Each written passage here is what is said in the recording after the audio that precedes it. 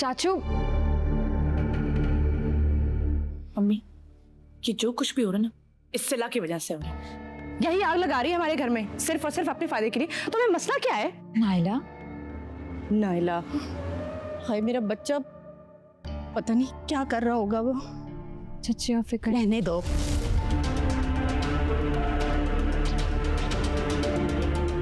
तुम्हारा भी ना बहुत जल्द बंदोबस्त करूंगी मैं।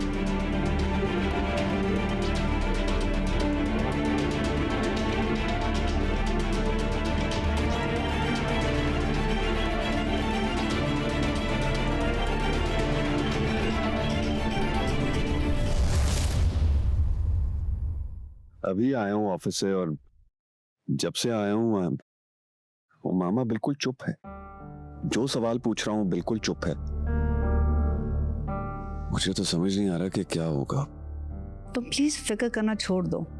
मैं कुछ कर रही ना, तुम्हारे मसले का हल ढूंढ रही हूँ, बस तुम इनकार ना करना।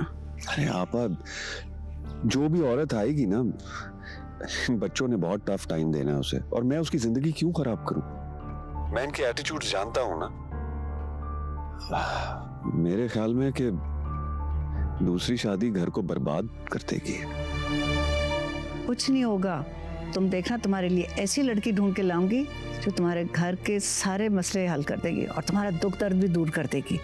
फिक्रमंद तो मैं बहुत हूं आपा, वो मामा की तरफ से। शाहनवाज, तुम ना उस नौकरानी पे नजर रखो।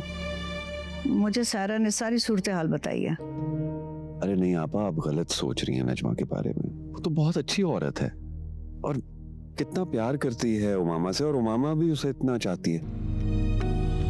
आपको गलत फहमी हो रही है।